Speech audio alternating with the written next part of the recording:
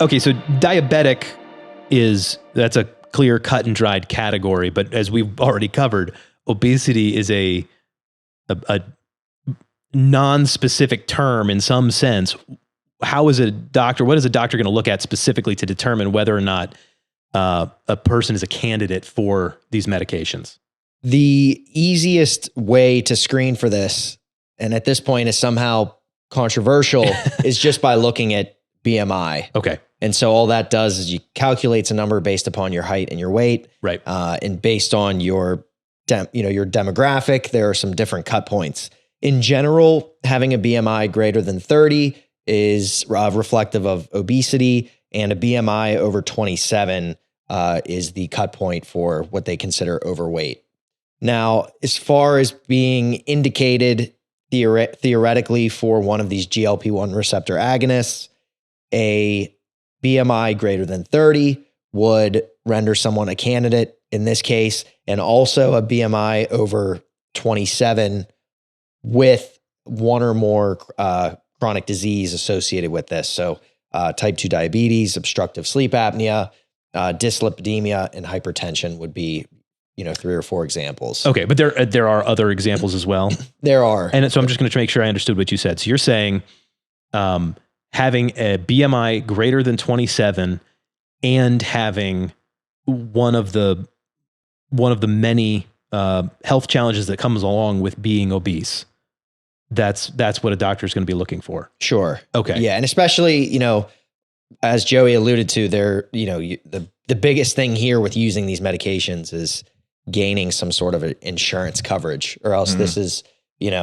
prohibitively expensive. This is prohibitively expensive. Exactly. Yes. There's difference between maybe what the indication is from the FDA when doctors write, not off label, they're right on label with the prescribing, between, especially on something like this, that, insurances can deem a little more gray. In their opinion, they can set up their own criteria to determine coverage. So. Okay. What is the gray area? I mean, I assume there are some people that are kind of in this middle ground where you go, do they really need this? Is this something they should do? Yeah. I always like to use this opportunity to talk about BMI a little further. Please. I mean, really, it's because, there's everybody has thoughts on BMI. It's like, oh, well, what if you're super muscular and you're huge? And does that mean you're considered overweight and a candidate for potential weight loss therapy? Right. Well, maybe, but in general, just to call BMI what it is, it's a useful screening tool.